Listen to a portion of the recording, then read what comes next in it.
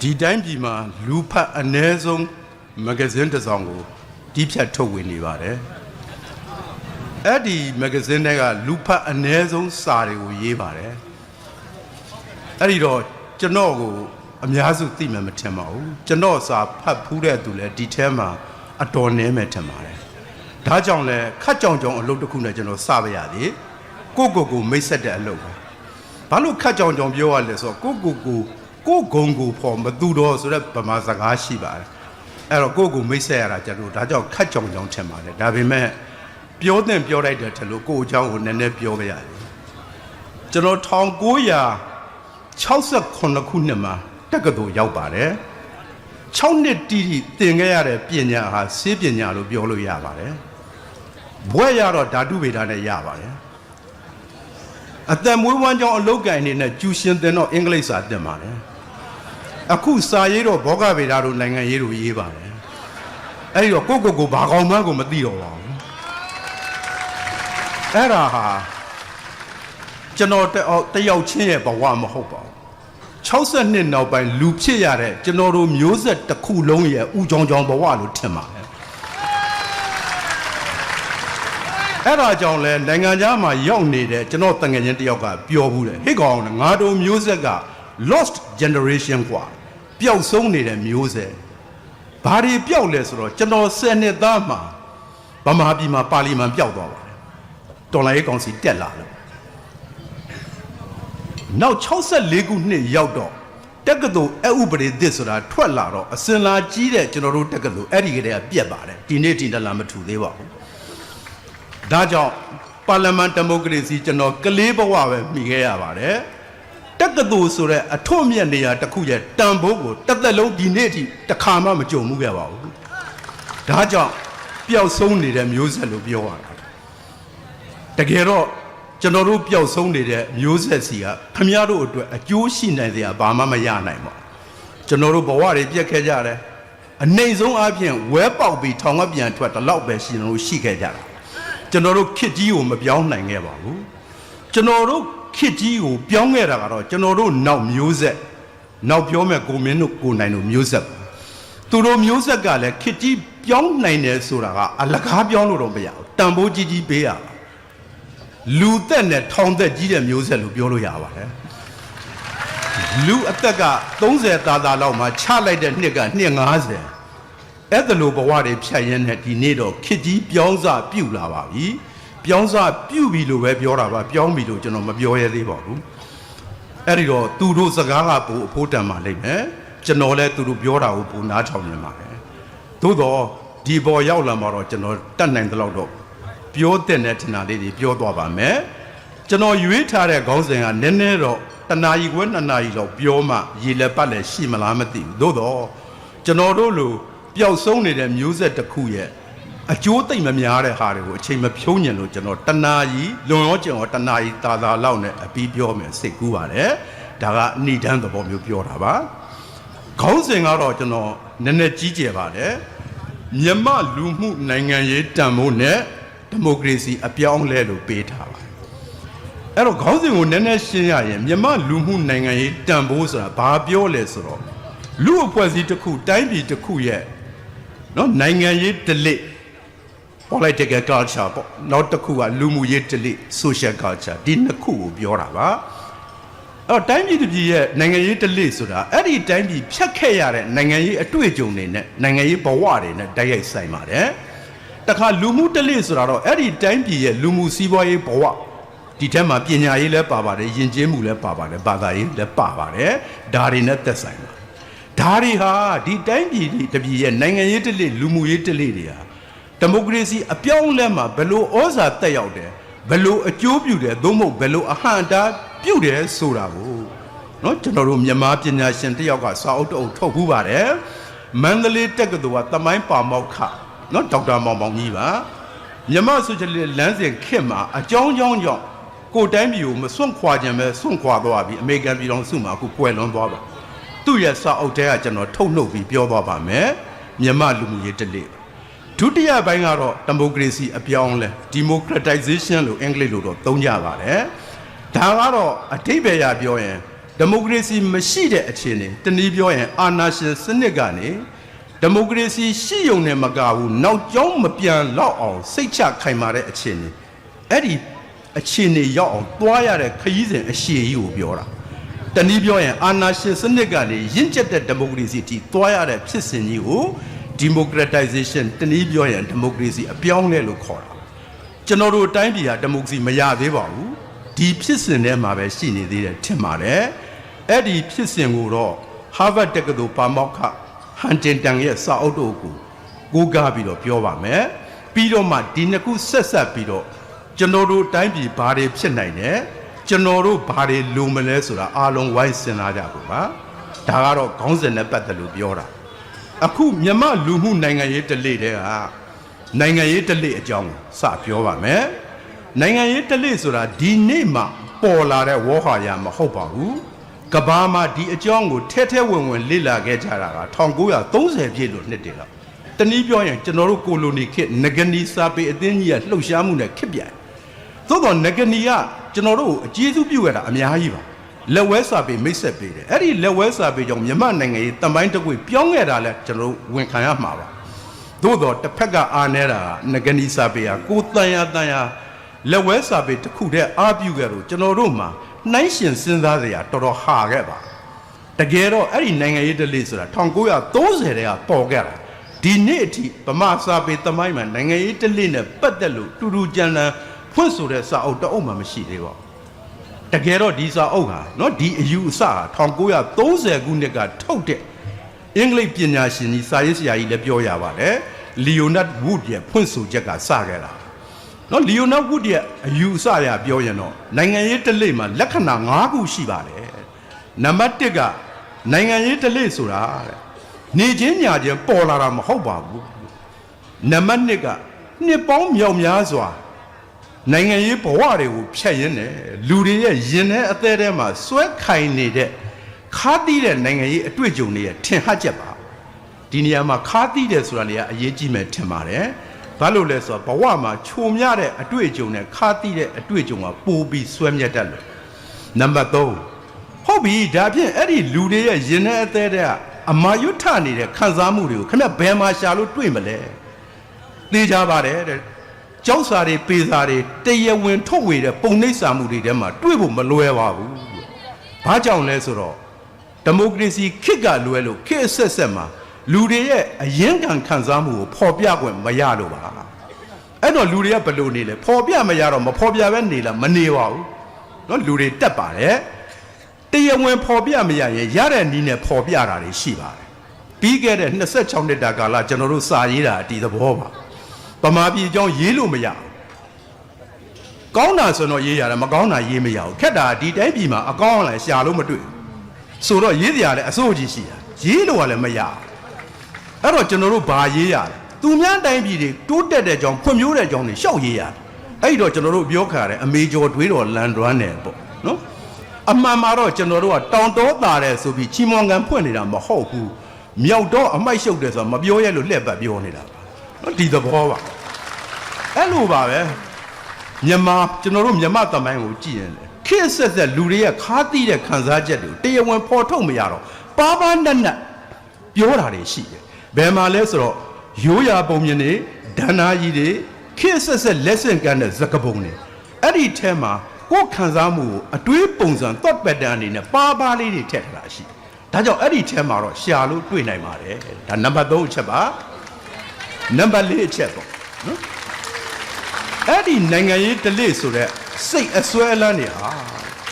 အများထင်ထားတာနဲ့ပိုးပြီးတော့စွဲမြဲတာရှိတတ်ပါတယ်နံပါတ်5အချက်ကတော့ဒီနိုင်ငံရေးတလေတွေဟာတိုင်းပြည်တစ်ပြည်ရဲ့ဒီမိုကရေစီအပြောင်းအလဲမှာတွန်းအားဖြစ်နိုင်တယ်လို့အဟံအတားလည်းဖြစ်တတ်ပါတယ်5ချက်ပါနောက်ပိုင်းဆက်ပြောရမယ့်ဟာတွေဟာဒီ5ချက်ကိုဗဟိုပြုပြောရမှာဖြစ်တဲ့အတွက်ဒီ5ချက်ကိုတစ်ခေါက်လောက်ကျွန်တော်ပြန်ပြောခွင့်ပေးပါနိုင်ငံရေးတလေဆိုတာနေချင်းညာချင်းပေါ်လာတဲ့အယူအဆမဟုတ်ပါဘူးခေတ်ဆက်လူတွေရဲ့ရင်ထဲအသေးထဲမှာစွဲခိုင်နေတဲ့ခါးသီးတဲ့အတွေ့အကြုံတွေရဲ့ထင်ဟပ်ချက်သာဖြစ်ပါတယ်သို့တော်ဒါတွေကိုတရားဝင်ကြောက်စာပေစာပုံနှိပ်စာမှုတွေထဲမှာတွေ့ချင်မှတွေ့ပါလိမ့်မယ် ခေတ်ဆက်ဆက်လက်ဆင့်ကမ်းခဲ့တဲ့ဇကပုံတွေဒဏ္ဍာရီတွေပုံမြင်နေတဲ့မှာတော့ငုံနေတဲ့အတွေးပုံစံတွေနဲ့တွေ့နိုင်ပါတယ်ဒီနိုင်ငံရေးတလေကအများထင်တာနဲ့ဆွဲမြဲတာရှည်တတ်ပါတယ်ဒီနိုင်ငံရေးတလေတွေဟာဒီမိုကရေစီအပြောင်းလဲမှာတွန်းအားဖြစ်နိုင်တယ်လို့အဟံတာဖြစ်နိုင်ပါတယ်အဲ့ဒီ၅ချက်ကိုအခြေခံပြီးကျွန်တော်တို့မြန်မာနိုင်ငံရဲ့နိုင်ငံရေးတလေဘာဖြစ်မလဲအဲ့တော့ဒေါက်တာမောင်မောင်ကြီးကတော့နိုင်ငံရေးတလေဆိုတာနိုင်ငံရေးဘဝကပုံသွင်းလိုက်တာဖြစ်တဲ့အတွက်ဗမာနိုင်ငံရေးတလေကိုပုံသွင်းလိုက်တဲ့ရေကံမြေကံစိုးစားတော့မြမသမိုင်းပါပဲအဲ့ဒီမြမသမိုင်းကိုပြန်ကြည့်တော့လဲကျွန်တော်တို့အနောအထာနော်နမ်းမတက်ခင်ကာလအကိစ္စတွေအသာထားလိုက်တော့ဒါတွေကသမိုင်းမှာအထောက်ထားအတိအကျမရှိဘူးရှောက်ပြောနေလို့လည်းမဖြစ်ဘူးအဲ့တော့အနောအထာနန်းတက်တဲ့1044ကနေတီဘောပါတော်မူတဲ့1885အထိဒါကိုပဲဖြတ်ကြည့်လိုက်နဲတဲ့နှစ်တွေမဟုတ်ဘူးနှစ်ပေါင်း800ကျော်ထူးခြားတာအဲ့ဒီနှစ်ပေါင်း800ကျော်ခရီးမှာနိုင်ငံရေးစနစ်ကအခြေခံရမပြောင်းဘူးတစ်ခုတည်းပဲအဲ့ဒါဘာလဲဆိုတော့ absolute monarchy လို့ခေါ်တဲ့အကျိုးမဲ့ဘုရင်စနစ်ဒီစနစ်အောက်မှာကျွန်တော်တို့ကနေခဲ့ရအဲ့တော့ကျွန်တော်တို့နိုင်ငံရေးဓလေ့ကိုစတင်ပုံသွင်းလိုက်တာဒီဓလေ့တွေဖြစ်နိုင်တယ်ပေါ့နော်ဒါဒေါက်တာမောင်မောင်ကြီးရဲ့ကောက်ချက်ပါအဲ့တော့ तू ကဆက်ဖွင့်ပါတယ်ဒါဖြစ်ရင်ဗမာပရိသတ်စနစ်ဗမာဘုရင်စနစ်ဟာဘာတွေထူးခြားလဲသူ့ရဲ့အယူဆကတော့ထူးခြားချက်ကြီး၃ခုရှိပါတယ်အဲ့ဒါကဘာလဲဆိုတော့နံပါတ်1ကဘုရင်ရဲ့ဗဟိုအချက်အခြာအခန်း central position of kingship လို့ तू ကသုံးပါတယ်ဒီစာအုပ်ကလည်းဘာသာပြန်မရှိလို့ကျွန်တော်လည်းလွဲမှာဆိုလို့မို့သူ့မူရင်းနဲ့တွဲပြောရတာပါเนาะဒါနည်းနည်းဟိုဘိုးစာကိုအထင်ကြီးပြီးတော့အရေးလုပ်ပြောတဲ့သဘောတော့မဟုတ်ပါဘူးနံပါတ်1ကဘုရင်ရဲ့အချက်အခြာအခန်းအဲ့တော့ဘာကွာလဲဆိုတော့ဥရောပလည်းပရိသတ်စနစ်ရှိတာပဲဘုရင်နေစနစ်ကျွန်တော်တို့နဲ့ကွာဥရောပပရိသတ်စနစ်ကိုကြည့်လိုက်တော့ power center ပေါ့အာဏာရဲ့ဗဟိုဌာနက3ခုရှိနံပါတ်1ကဘုရင်ရှိတယ်နံပါတ်2ကဒေသခံပရိသတ်ဆိုတဲ့နယ်စားတွေမြို့စားတွေရှိသူတို့ကလည်းကိုယ်ပိုင်စီးပွားရေးနဲ့ကိုယ်ပိုင်စစ်တပ်နဲ့ဆိုတော့ဘုရင်ကိုအခါခါသိမနာခံဘုရင်ကိုအထိန်အထိကောင်းကောင်းလုပ်နိုင်တဲ့အာဏာဗဟိုတစ်ခုနောက်တစ်ခုကျောင်းတော်ဆိုတာလည်းရှိသေးတယ်ကျောင်းတော်ကလည်းကိုယ်ပိုင်စီးပွားရေးနဲ့ကိုယ်ပိုင်စစ်တပ်နဲ့သူကလည်းဘုရင်ဩဇာကမဟုတ်ဘူးအဲ့တော့အနောက်မှာကြတော့ဘယ်လိုရှိလဲဆိုတော့နော်ဘုရင်ရဲ့ဒေသခံပရိသတ်ရဲ့ကျောင်းတော်ရဲ့ဆိုပြီးတော့အာဏာဗဟိုက3ခုရှိဒီ3ခုကလည်းအချင်းချင်းမတည့်ဘူးအချင်းချင်းချနေကြတယ်အဲ့တော့သူ့ရဲ့ပရိသတ်စနစ်မှာအာဏာကတိတ်ကျွန်တော်တို့တော့မစုသေးဘူးအကွဲအပြဲတွေများတယ်ဒါကြောင့်လဲပရိသတ်စနစ်ကသက်ဆိုးမရှိခဲ့နော်ကျွန်တော်တို့လိုနှစ်ပေါင်း800ကျော်မကြာခဲ့ကျွန်တော်တို့သမိုင်းကိုပြန်ကြည့်လိုက်တော့ဘာထူးလဲဆိုတော့ဘယင်ရှိတာသိကြတယ်သို့တော့ကျွန်တော်တို့ဒီမှာဒေသခံပရိသတ်လို့ပြောနိုင်တဲ့မြို့သားတွေရွာသားတွေနယ်သားတွေမရှိဘူးလားဆိုတော့ရှိသလောက်ရှိပါတယ်သို့တော့အဲ့ဒီလူတွေဟာအနောက်ကဒေသခံပရိသတ်တွေလို့ကိုယ်ပိုင်စီးပွားရေးနဲ့အမိကိုကင်းကင်းရပ်နိုင်သူတွေမဟုတ်ပါဘူးဘယင်ပေးသနာမှဒီအခွင့်အရေးရတာဘယင်ကလည်းသူများမပေးပါဘူးသူ့ဆွေမျိုးသားချင်းနဲ့သူကြိုက်တဲ့နှစ်သက်တဲ့သူပြောရနားထောင်မဲ့လူပဲပေးတာအဲ့ဒီတော့ဒီဗမာပြည်ကမြို့သားရွာသားနယ်သားတွေဒီနေ့ခေတ်အမြင်နဲ့ပြောရင်တော့တိုင်းမှုပဲထားပါတော့နော်ဒီလိုလူမျိုးတွေလုတ်ပိုင်ဝင်ရနေတာဘယင်ကခွင့်ပြုလို့ဘယင်စေတနာရှိလို့ပေါ့တနည်းပြောရင်ဘယင်ကြည်လို့ဘယင်မကြည်တာနဲ့တပြိုင်နက်ယာရုပြုတ်ဝင်နေမကဘူးအချိန်မရွေးဇက်ပြုတ်သွားနိုင်ဒီသဘောရှိတာဒါကြောင့်မို့ဒီပရိသတ်တွေကဘယင်ကိုခေတ်စကားနဲ့ပြောရင် check and balance အထိန်အထိန်သူတို့မလုပ်နိုင်ပါဘူးနောက်ကြောင်းတော်ဗမာပြည်မှာအနောအထာလက်ထက်ကစပြီးဒီနေ့အထိပဲဆိုတော့အစိုးရကိုအထိန်ထိန်ကောင်းကောင်းလုပ်နိုင်တဲ့တန်ခါအဖွဲ့အစည်းမရှိပါဘူးမနေနိုင်လို့တန်ခါတွေကတမျိုးသားလုံးအရေးမို့ဝင်ပါရင်လည်းအကြမ်းဖက်ဖြိုကွဲခံရတာအစင်လာကြီးလိုဖြစ်နေပါတယ်နော်ဒီလိုပဲဖြစ်ခဲ့တာအဲ့ဒီတော့ဥရောပရဲ့ကြောင်းတော်လို့လဲကျွန်တော်တို့ကဘယင်ကိုစုံမချေချွတ်နိုင်တဲ့အနေအထားမှာပြည့်ပြည့်ဝဝမရခဲ့ပါဘူးချုပ်လိုက်မယ်ဆိုတော့ဘယင်ထင်ရလုပ်ခွင့်ရတဲ့ထူးခြားချက်ကျွန်တော်တို့မှာရှိပါတယ်နံပါတ်1ထူးခြားချက်ကတော့ absolute despotism လို့သုံးပါတယ်အကျိုးမဲ့တဲ့ဥစံပိုင်စနစ်ပေါ့ပြောချင်တာကတော့မြန်မာမှုမှာပါတဲ့ရေမြင့်တနင်းပြည့်ရှင်မင်းဆိုတာအတိတ်ပဲအများကြီးရှိတာဘယင်လုတ်တဲ့သူကတိုင်းပြည်ရဲ့ရေမြေတောတောင်တဘာဝတယံဇာတာအားလုံးပိုင်ယုံနေမကဘူးလူတွေရဲ့အသက်အိုးအိမ်စည်းစိမ်နဲ့ပိုင်တယ်အချိန်မရွေးလူတွေရဲ့ပိုင်ဆိုင်မှုကိုသိမ်းလို့ရနိုင်ငံပိုင်သိမ်းတယ်ပြည်သူပိုင်သိမ်းတယ်ခေါင်းစဉ်မျိုးမျိုးတက်ပြီးသိမ်းလို့ရမထင်ရင်စွတ်တက်လို့လည်းရတယ်ဘာမှမဖြစ်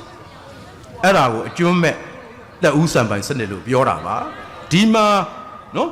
စောဒကတက်เสียရှိတာကျွန်တော်တို့မြန်မာမှုမှာမင်းကျင့်တရား10ပါးဆိုတာရှိပါတယ်ဘယင်ထင်ရလို့လို့မရဘူးဆိုတဲ့စောဒကဟုတ်ပါတယ်မင်းကျင့်တရား10ပါးဆိုတာရှိပါတယ်တကယ်တော့အိန္ဒိယကလာတာပါမြန်မာမှုစစ်တော်မဟုတ်ဒါပဲပြောပြောရှိခဲ့ဘူးပါတယ်သို့တော့အဲ့ဒီမင်းကျင့်တရား10ပါးဟာဥပဒေမဟုတ်ပါဘူးကျင့်ဝတ်ပါဘယင်တစ်ပါးကမင်းကျင့်တရား10ပါးနဲ့ညီရင်လူတို့ရဲ့ချစ်ခင်လေးစားမှုကိုခံရမယ်မင်းကောင်းမင်းမြတ်ဖြစ်မယ်မင်းကျင့်တရားချိုးဖောက်တော့ဘာတတ်နိုင်လဲကွယ်ရာအတင်းပြောရုံကလွယ်လို့ကျွန်တော်တို့ဘာမှမတတ်နိုင်ပါဘူးမင်းကျင့်တရား10ပါးချိုးဖောက်တယ်ဆိုပြီးဘယ်ဘယင်ကိုမှတရားစွဲလို့မရပါဘူးဥပဒေပြဋ္ဌာန်းချက်မှာမဟုတ်တာအဲ့တော့ပြောချင်တာမင်းကျင့်တရား10ပါးရှိတော့ရှိတယ်ဘယင်ကိုဥပဒေကြောင်းရထိန်းချုပ်နိုင်တဲ့အနေအထားတစ်ခါမှမရှိခဲ့ပါဘူးနောက်တစ်ခုစောဒကတက်เสียရှိပါတယ်ဗမာသမိုင်းမှာပကံခစ်တဲ့ကလွတ်တော်ရှိတယ်ဘယင်ထင်ရမလို့ပါဘူးလွတ်တော်ကထိမ့်ပါတယ်ဆိုတဲ့စောဒကဟုတ်လဲဟုတ်ပါတယ်ပကံခစ်ဇေယသင်္ခါမင်းလက်ထက်မှာလွတ်တော်စပေါ်တယ်ဆိုတဲ့သမိုင်းထောက်ထားရှိပါတယ်ဒါမဲ့ဘယ်လိုပေါ်တယ်ဆိုတာသမိုင်းနဲ့မပါပါဘူးပုံမြင်ပဲရှိပါတယ်ပုံမြင်ဟာသမိုင်းမဟုတ်တဲ့အတွက် 100% မှန်လိမ့်မယ်လို့ဘယ်သူမှအာမမခံနိုင်ပါဘူးသို့တော့တေးကြတာကလူတွေတရားဝင်ဖော်ထုတ်ခွင့်မရတဲ့ခံစားမှုတွေဒီပုံမြင်တွေဒဏ္ဍာကြီးထဲမှာပါနိုင်တယ်ဒါကြောင့်နှောင်းခေတ်ပညာရှင်တွေကပုံမြင်ဆိုပြီးမပြစ်ပယ်ပါစိတ်ဝင်စားပြန်ဖော်ထုတ်တာတွေရှိပါအခုဗမာသမိုင်းမှာလွတ်တော်ပေါ်တဲ့သမိုင်းကလည်းအတော်စိတ်ဝင်စားဖို့ကောင်းပါဇေယသင်္ခါလက်ထက်ဇေယသင်္ခါကနယပတိစီသူရဲ့သားအငယ်ဆုံးမိဖုရားအငယ်ဆုံးကမွေးတဲ့သားမိဖုရားကြီး၄ပါးကမွေးတဲ့သားကြီး၄ပါးရှိထီယိုနိုင်ယိုအစဉ်လာရသားကြီး၄ပါးတည်းကတယောက်ယောက်ပဲအိမ်ရှိပေးလို့ရဒီမိဖုရားငယ်လေးကမွေးတာပေးခွင့်မရှိဘူးသို့တော့ဘယင်ကလည်းအငယ်ဆုံးလေးနော်မာမီလေးကိုအချစ်ဆုံးဖြစ်လိမ့်မယ်ပေါ့နော်မိဖုရားငယ်လေးတော်တော်ချစ်ဟန်တူပါတယ်ဒီမှာလဲဇလန်းနဲ့ကတော့ဘယ်လိုပါလဲဆိုဘယင်ခုနာပေါက်တယ်ပြည်ကြိုက်တော့အိတ်မရအောင်အဲ့နဲ့မိဖုရားကပါဇက်ထဲမှာငုံပေးတယ်အာငွေ့ကြောင့်ပြည်ပေါက်သွားတယ်ထွေးထုတ်လိုက်ရင်ဘယင်နှုံးမှာဆိုလို့မျိုးချလိုက်အိယာတို့တော့ဘယင်သိတ်ကျေးဇူးတင်သွားပြီးတော့လိုရာစုတောင်းဆိုတော့ဟိုအမျိုးသမီးရလဲ personal ambitious ကြီးဟန်တူပါတယ်ဘာသွားတောင်းလဲဆိုတော့သူ့သားလေးဇေယသင်္ခါကိုအင်ရှိအရာပေးပါလို့တောင်းလိုက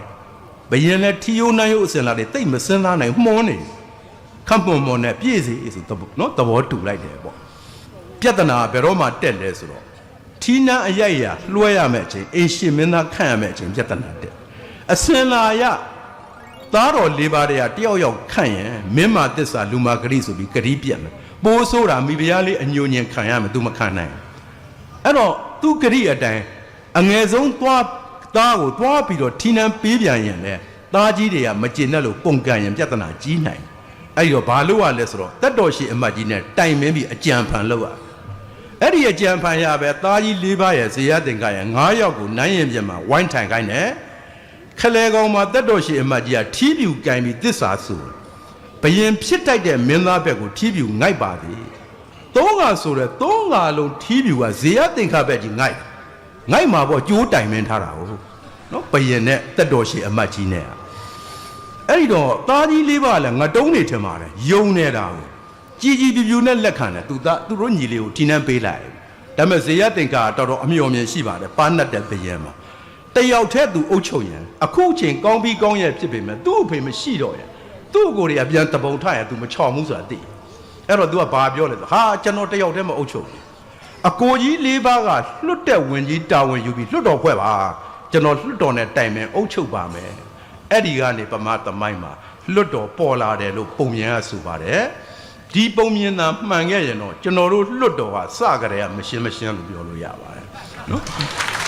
အဲ့တော့ဒါကတော့ပုံမြင်တဲ့ကသမိုင်းပေါ့အဲ့တော့ဒီပုံမြင်မှန်တာမမှန်တာအပထားသေချာတာကတော့အဲ့ဒီဇေယသင်္ခါလက်ထက်ကတီဘောပါတော်မူသည့်အထိလွတ်တော်ကဘယင်ကို control မလုပ်နိုင်ပါဘူးမထိန်းချုပ်နိုင်ပါဘူးသဘောကောင်းတဲ့ဘယင်ဆိုလွတ်တော်ကိုစေးပေါ်ကြောဘက်လုပ်တဲ့တိုင်မင်းနဲ့ဆုံးဖြတ်တာတော့သူသဘောနဲ့သူဆုံးဖြတ်တယ်သဘောဆိုးတဲ့ဘယင်ကြတိုင်းကိုမတိုင်မြန်တော့သူထင်အားလုပ်တာနော်ဒီသဘောမျိုးရှိကြတော့လွတ်တော်ကလည်းဘယင်ကိုအထိန်းထိန်မလုပ်နိုင်ပါဘူးဒါကအကျွမ်းမဲ့တက်ဦးစံပိုင်စနစ်ဆိုတဲ့ထူးခြားတဲ့ဒုတိယထူးခြားချက်တတိယထူးခြားချက်ကတော့ခေတ်သစ်အုပ်ချုပ်ရေးမှာじゃအာဏာကိုလူတယောက်အဖွဲ့အစည်းတစ်ခုကခွဲထားတာမျိုးမရအောင်ဒါကြောင့်အ ਨੇ ဆုံးပုံသဏ္ဍာန်အနေနဲ့ခွဲပြီးသွားတာဥပဒေပြုရေးအာဏာအုပ်ချုပ်ရေးအာဏာတရားစီရင်ရေးအာဏာစသဖြင့်အာဏာ၃ရပ်ခွဲတာလည်းရှိတယ်နော်တခါဗဟိုအစိုးရ ဒီနေ့ခေါ်ဆိုပြည်တော်စုအစိုးရပေါ့ဒေတာအစိုးရဒီနေ့ခေါ်ဆိုတိုင်းဒေတာကြီးအစိုးရသို့မဟုတ်ပြည်နယ်အစိုးရစသဖြင့်ဗဟိုနဲ့ဒေတာခွဲပြီးတော့အာဏာခွဲဝေကျင့်သုံးတာလည်းရှိဝင်းကြီးဌာနအရာခွဲကျင့်သုံးတာလည်းရှိတယ်ဗမာသမိုင်းမှာဒါမျိုးမရှိခဲ့ပါဘူးအားလုံးဘလုံးပထွေးရောရောနှောနှောနဲ့အကုန်လုံးဘယင်တယောက်တည်းဟာဆုံးဖြတ်တယ်တီဘောခေတ်မှာမှအင်္ဂလန်ကစီးမြင့်ကံဘယင်စနစ်ပုံစံမျိုးလုပ်ဖို့ကြိုးစားကြည့်ပေမဲ့မအောင်မြင်ခဲ့ပါဘူးအဲ့တော့ချုပ်လိုက်ရင်ကျွန်တော်တို့ပဒေသရဲ့စနစ်ဟာထူးခြားမှု၃ခုအဲ့ဒီထူးခြားမှု၃ခုကလည်းလူထုဘက်ကကြီးခံဘက်ကကြီးဆိုတော့ဒီတမိုင်းကြီးကိုဖျက်ခဲ့ရတဲ့လူတွေရဲ့ယင်ထဲမှာအမာရွတ်ထနေမှာသိကြပါအဲ့ဒီအမာရွတ်တွေဟာမြမနိုင်ငံရေးဒလိကိုပုံသွန်းလိုက်တဲ့နောက်ခံကားလို့ပြောလို့ရမယ်လို့ဒေါက်တာမောင်မောင်ကြီးကကောက်ချက်ချပါတယ်သူကောက်ချက်မှန်နိုင်တယ်လို့ကျွန်တော်တို့ထင်တယ်ဘာလို့လဲဆိုတော့ကျွန်တော်အထောက်ထားနှစ်ခုတွေ့ပါနံပါတ်1အထောက်ထားကဘယ်လူမျိုးရဲ့ယဉ်ကျေးမှုမှာကျွန်တော်တို့မတွေ့ဘူးတဲ့ထူးခြားချက်မြမယဉ်ကျေးမှုမှာရှိ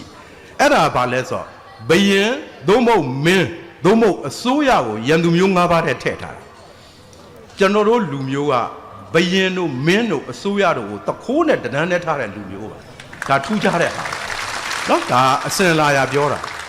နောက်တစ်ခုတော်တော်စိတ်ဝင်စားဖို့ကောင်းပါတယ်ကျွန်တော်တို့ရဲ့ဖျားရှိကိုဘယ်ခေတ်ကပေါ်မှတော့မသိဘူးအတော်စိတ်ဝင်စားဖို့ကောင်းအားလုံးလည်းသိပါတယ်ဖျားရှိကိုမှာစူတောင်းကမ်းပါပါတယ်ဝိပတ္တိတရား၄ပါးဗျတ္တနာတရား၅ပါးတို့မှာခါခါသိမ့်ကင်းလို့ဖြစ်ရင်းဒီဖြစ်ပြီးစသဖြင့်ပေါ့ကျွန်တော်လည်းငယ်ငယ်မိဘတွေသင်ပေးလို့အောကြက်တာအဓိပ္ပာယ်မသိဘူးကြီးမှဖတ်ကြည့်တော့တော်စိတ်ဝင်စားဖို့ကောင်းအဲ့ဝိပတ္တိတရား၄ပါးဘာတွေညာတွေမပြောတော့နံပါတ်1ဝိပတ္တိတော့ပြောကိုပြောမှရအောင်ကာလဝိပတ္တိလို့ခေါ်ပါတယ်အဲ့ဒီကာလဝိပတ္တိဘာသာပြန်ရင်ဖျားရှိကိုစာပေစီလေးရှိရင်လွတ်မှာမဟုတ်ဘာလို့လဲဆိုတော့ကာလဝိပတ္တိရဲ့ဘာသာပြန်အရင်ကမင်းစိုးမင်းကြီးအောက်တွင်နေရခြင်းလို့အဓိပ္ပာယ်ရတယ်အဲ့တော့စဉ်းစားကြည့်တော့ကျွန်တော်တို့လူမျိုးကဖျားစဉ်ရှိရောက်တိုင်းဖျားကိုရှစ်ခိုးပြီးမင်းစိုးမင်းကြီးအောက်မှာမနေပါရစေနဲ့ဖျားဆိုပြီးနေတိုင်းဆူတောင်းတဲ့လူမျိုးဆိုတော့ကမင်းစိုးမင်းကြီးအောက်မှာနေခဲ့ရတဲ့ရက်တွေတော်တော်များလိမ့်မယ်လို့တွက်လို့ရပါတယ်အဲ့ဒါဟာမြမနိုင်ငံရေးတလိကိုပုံသွန်းလိုက်တဲ့နောက်ခံကားပါတိုင်ဒါဖြစ်ရင်အဲ့ဒီမြမနိုင်ငံရေးတလိကိုမင်းဘယ်မှာရှာလို့တွေ့မလဲဆိုတော့စောစောပြောသလိုပဲကြောက်စာပေးတာတဲ့တော့မတွေ့ဘူးဘာလို့လဲဆိုတော့ဒါဘယံတိရင်နာသွားမှာနော်ရေးလို့မရဒါပေမဲ့ကျွန်တော်တို့ဗမာကြီးတွေသိပါနဲ့ပါရေးမရတော့ရအောင်ရေးအသိသာဆုံးကတော့စကပုံတွေခေတ်ဆက်ဆက်လက်ဆင့်ကန်တဲ့စကပုံအဲ့တော့ကျွန်တော်စကပုံတွေကိုရွတ်ကြည့်ပြီးအဲ့ဒီကအတွေးပုံစံတွေဖြီးကြည့်ပြီးတော့မြမနိုင်ငံရေးတလေးကိုစမ်းစစ်ကြည့်ပါမယ်ဒေါက်တာမောင်မောင်ကြီးရဲ့သူတေသနာတွေ့ရှိချက်တွေပထမစကားပုံကတော့နော်နိုင်ငံအရေးပေါက်နဲ့ကြေးကငှက်ခါအယောင်တိမ်တောင်တပွဲမင်းရေးကျယ်ဤပေါက်ပင်ဆိုတာတော့အောက်ဖက်မှာကျွန်တော်ရောက်ပြီးတဲ့တခါမှမတွေ့ဘူးအဲ့တော့အောက်ကလူတွေပေါက်ပင်သိပါမလားမသိဘူးသိကြတယ်သိမှာပေါ့လေနော်ကျွန်တော်စိုးရင်လို့ပြောတာပါကျွန်တော်တို့အညာမှာတော့သိပေါ်တယ်အဲ့ပေါက်ပင်ကပေါက်ပွင့်ကလည်းຫນွေဥပေါက်မှာပွင့်တယ်ပေါက်ပွင့်ပွင့်ဆိုကြက်တူရေးသိကြိုက်တယ်ကြက်တူရေးလည်းနားတယ်ခက်တာကပေါက်ပွင့်ကပေါက်ပင်ကအရွက်ကအစိမ်းအပွင့်ကအနီအနီမှဝိညာဏလေးတွေကဂျိတ်ကောင်လေးတွေကြက်တူရေးနှုတ်သီးလို့အဲ့တော့ပေါက်ပင်တွေမှာကြက်တူရေးတွေနားရင်ဘယ်ဟာကြက်တူရေးလဲဘယ်ဟာပေါက်ပင်လဲဘယ်ဟာပေါက်ပွင့်လဲခွဲလို့မရဘူးဒါလို့ပဲနိုင်ငံရေးကလည်းတိတ်ရှုပ်ထွေးတယ်တိတ် complex ဖြစ်တယ်တိမ်မွေ့တယ်ခွဲမရဘူးဒီသဘောပြောတာပါတင်စားသုံးတာပါငှက်ခါအယောင်အဲ့လိုပါငှက်ခါကအစိမ့်လို့လည်းပြောရတယ်အပြာလို့လည်းပြောရတယ်တကယ်တော့စိမ့်သလိုလိုပြာသလိုလိုသူလည်းခွဲရဖြတ်ပါတိမ်တောင်ပူဆိုးတာပေါ့ပကြီးစရာတွေလက်မှန်ချအဲ့တော့အဲ့လိုရဲ့နိုင်ငံရေးကတိတ်တိမ်မွေ့တယ်တိတ်ခက်ခဲတယ်တိတ်နဲ့နဲတယ်ဒါကြောင့်ဖုံးကြီးတဲ့ဘယင်တွေနဲ့အမျော်အမြင်ရှိတဲ့နိုင်ငံရေးသမားတွေကအလုပ်ပဲငါတို့လိုကြီးတော်မျိုးကျွန်တော်မျိုးနဲ့လားလားမှမထိုက်ဘူးဆိုတဲ့အစွဲကျွန်တော်တို့မှရှိငါနဲ့နိုင်ငံရေးနဲ့ဘာမှမဆိုင်ဘူးနိုင်ငံရေးနဲ့ဝေးဝေးနေတာကောင်းတယ်ဆိုတဲ့အကျင့်ရှိအဲ့ဒါဘယ်ရလိုက်ဆိုတော့နိုင်ငံရေးပေါ့အုပ်ချုပ်ရေးပိုင်းကိုလေးစားသမှုရှိရတာနေပြီးတော့ကိုနဲ့မဆိုင်ဘူးလို့ထင်တဲ့ဟ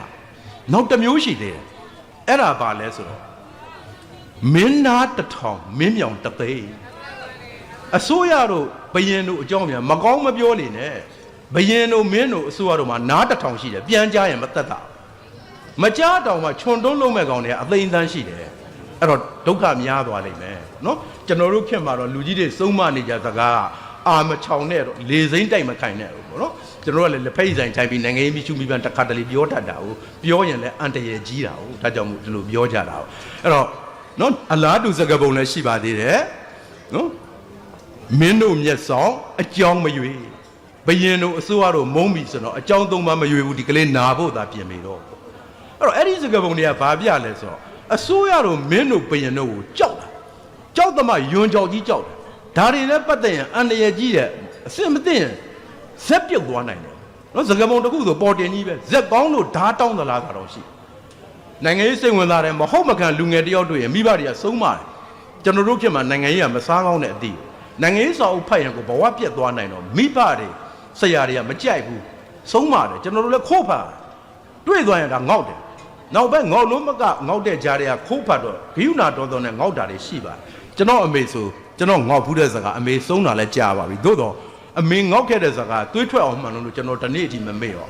့ဘာလဲဆိုတော့နိုင်ငံရေးစာအုပ်တွေခိုးဖတ်တာတွေ့ရင်အမေကစာအုပ်လူကြည့်ပြီးတော့နိုင်ငံရေးစာအုပ်မှလည်းသိကိုပြောနေကြဟင်းခွေးစာတွေဖတ်ပြီးခွေးဖြစ်မဲ့ကောင်ဆိုသူပြောတဲ့အတိုင်းတကယ်ပဲခွေးဖြစ်တာပါပဲနော်ကျွန်တော်တို့ကအဲ့လိုဖြစ်မျိုးကြီးခဲ့ရတဲ့လူတွေပါအဲ့ဒီတော့နိုင်ငံရေးတို့အုပ်ချုပ်ရေးပိုင်းတို့အထင်ကြီးလေးစားပြီးကိုနဲ့မဆိုင်မှုလို့ယူဆတာလည်းရှိတယ်ယွန်းကြောက်ကြီးကြောက်ပြီးတော့ဝေးဝေးနေခြင်းတဲ့သဘောလည်းရှိတယ်အဲ့ဒီအတွက်နောက်ထပ်စကားပုံဆိုမဲ့တကယ်တော့ဥပုံညာတေးတတ်ပါအဲ့ဒီတေးတက်ကပိုတော့ပြပါသေးတယ်မင်းဆိုသမျှကွင်းရှောင်မယ်ထမင်းတောင်စားကြမှုလေထမင်းထဲမှာမင်းဆိုတဲ့စကလုံးပါလို့ထမင်းတောင်မစားကြဘူးလေဘယ်လောက်များမုန်းလိုက်လဲဆိုတော့နော်အဲ့လောက်ထိကျွန်တော်တို့ကမင်းတို့အစိုးရတို့နဲ့ပတ်သက်ရင်မေတ္တာထားတဲ့လူမျိုးလို့ပြောလို့ရပါတယ်မုန်းလုံးလို့ပေါ့အဲ့တော့မထူးပါဘူးဟိုခစ်ကပေါ့စက်မိလို့ပြောရင်ကျွန်တော်တို့အကိုကြီးပါပဲဆရာဥကိုလေးတို့မိတ်ဆွေဥတင်မိုးဆိုတာလူချစ်လူခင်တိတ်များတဲ့ကြပြားဆရာကြီ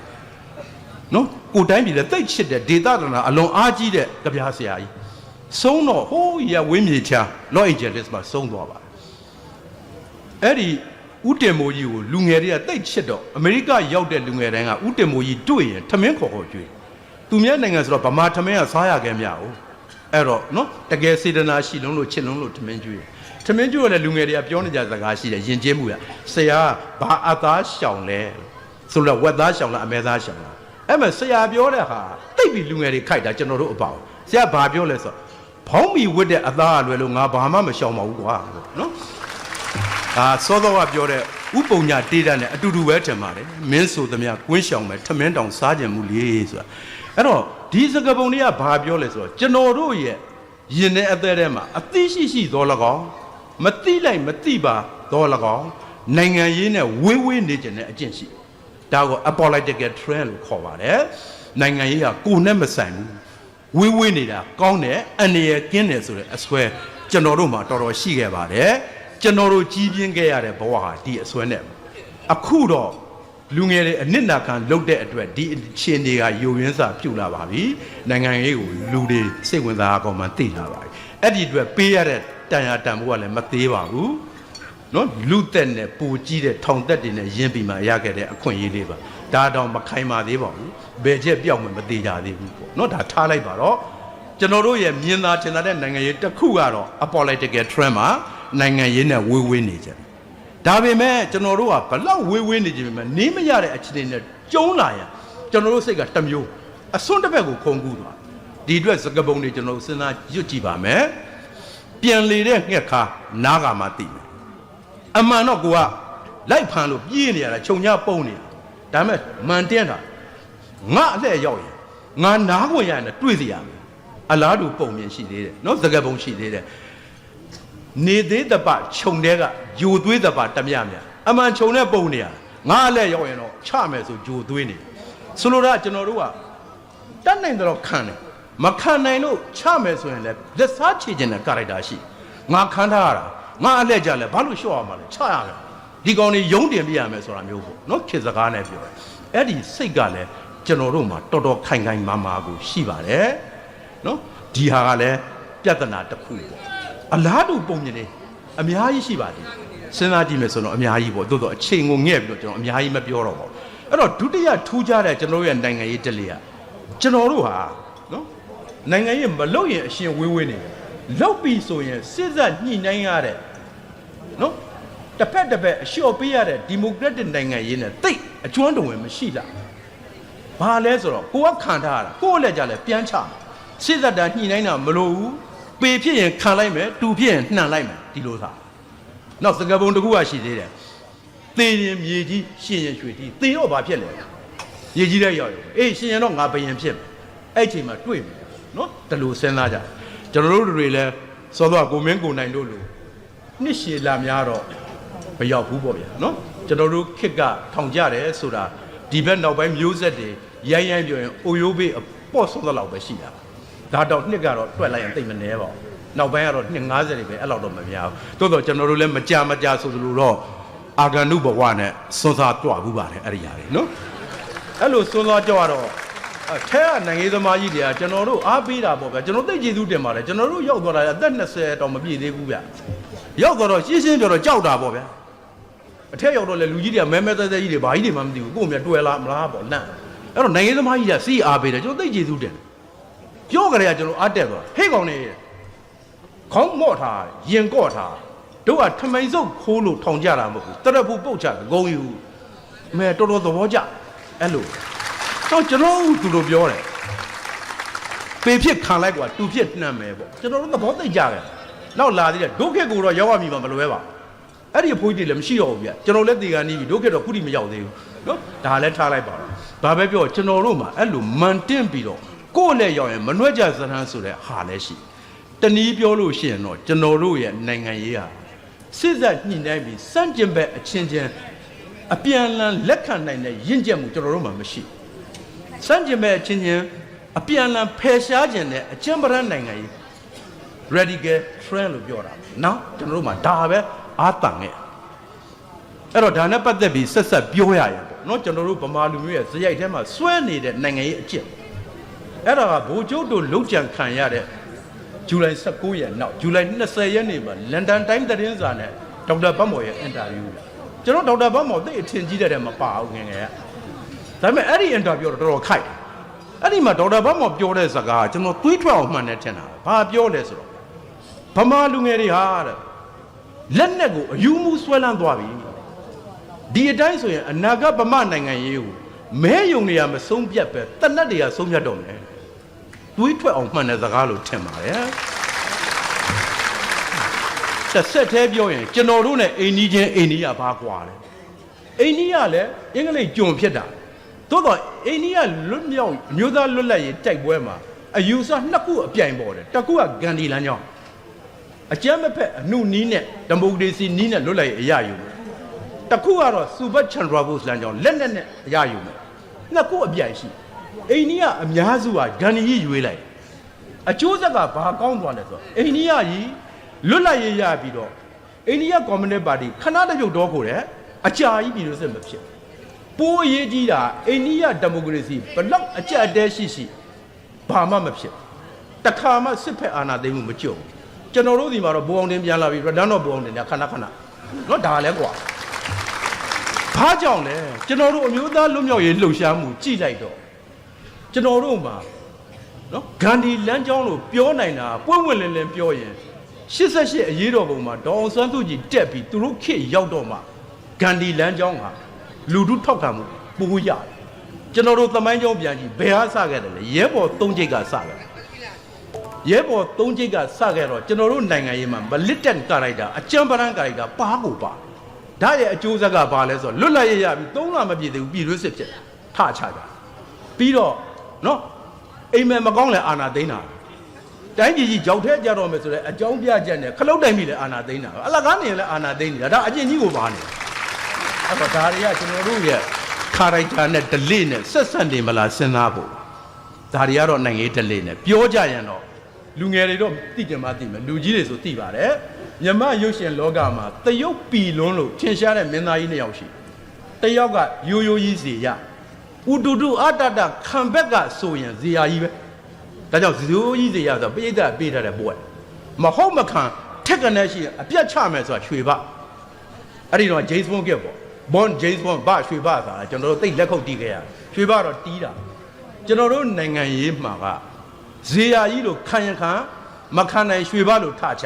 ျຢာထဲမှာကြော်ဆွေတွေဝင်းဥတွေညွန့်ဝင်းတွေမရှိဘူးဟောဒါလိုသွားတာကျွန်တော်တို့ကအဲ့ဒီအစွန်းနှစ်ဖက်ကကျွန်တော်တို့နိုင်ငံရေးတလေးမှာအထင်ရှားတွေ့ရပါတယ်နိုင်ငံရေးနဲ့ဝေးနေကြတာနဲ့ နော်လောက်ပြီဆိုရင်လေစစ်ဆက်ညှိနှိုင်းတာမလိုပဲနဲ့အပြတ်ရှင်းကျင်တဲ့အကြံပဒံတနည်းပြောရင်စစ်သွေးကြွနိုင်ငံရေးလက္ခဏာကျွန်တော်တို့မှာရှိပါတယ်ဒါဒေါက်တာမောင်မောင်ကြီးရဲ့ကောက်ချက်ပါဒီမိုကရေစီနဲ့ဘယ်လိုကွာသွားလဲဒီမိုကရေစီမှာလူထုရအခန်းသိအရေးကြီးပါအခြေခံကြကြပြောရင်ဒီမိုကရေစီမှာလူထုဆိုတာပြင်စမမှန်နိုင်ရှိပါတယ်ဒီနေ့စတုဒ္ဓမှန်နိုင်ပဲပြောနေတယ်ပြင်စမမှန်နိုင်သိမပြောဘူးလူထုရှိတယ်လူထုကသူ့ကိုယ်စားတိုင်းပြည်ကောင်းအောင်ကောင်းကြောင်းကိုကောင်းအောင်ကောင်းကြောင်းလောက်ပေးဖို့ဆိုကိုယ်စားလှယ်တွေရွေးလိုက်တယ် agent လူထုက principal agent ဆိုအမတ်တွေရွေးလိုက်သူတို့ကြားမှာပရိညာငါတို့ကအသေးကြမဲပြတယ်မင်းတို့မဲပေးတယ်မင်းတို့ကဒုကောင်းအောင်လုပ်ပေးဒီပရိညာ